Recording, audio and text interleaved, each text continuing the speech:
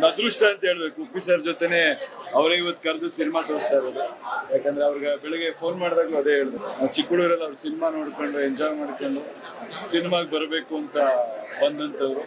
So very happy ಅವ್ರ ಜೊತೆನೆ ಇವತ್ತು ಸಿನಿಮಾ ನೋಡೋಂಥ ಒಂದು ಅದೃಷ್ಟ ಸಿಕ್ಕಿದೆ.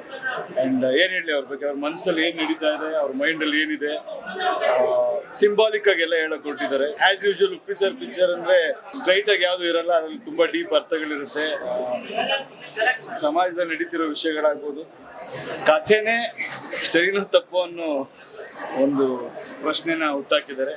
ಯಾವಾಗಲೂ ಅವರು ಹೊಸದಾಗೇನೋ ಒಂದು ಮಾಡ್ತಾ ಇರ್ತಾರಲ್ಲ, ಸೊ ಈ ಕಥೆ ಅನ್ನೋದ್ರಿಂದನೇ ಎಲ್ಲ ಕಾಂಪ್ಲಿಕೇಶನ್ ಶುರು ಆಗಿದೆ ಅನ್ನೋ ತರ ಪ್ರಾಜೆಕ್ಟ್ ಮಾಡಿದ್ದಾರೆ. ವೆರಿ ಇಂಟೆಲಿಜೆಂಟ್ಲಿ ಈ ಫಿಲ್ಮ್ ಮಾಡಿದ್ದಾರೆ ಆ್ಯಂಡ್ ಎಲ್ಲ ಪಾತ್ರಗಳು ತುಂಬ ಚೆನ್ನಾಗಿ ಮೂಡ್ ಬಂದಿದೆ. They look very nice. Performance ಕೂಡ ನಮಗೆ ಒಂದು ಟ್ರೀಟ್ ಥರ. ಒಂದು ಕಥೆಗಿಂತ ಒಂದು ಯೋಚನೆ ಮಾಡುವಂಥ ವಿಷಯಗಳು ತುಂಬ ಸಾಕಷ್ಟಿದೆ ಈ ಸಿನಿಮಾದಲ್ಲಿ.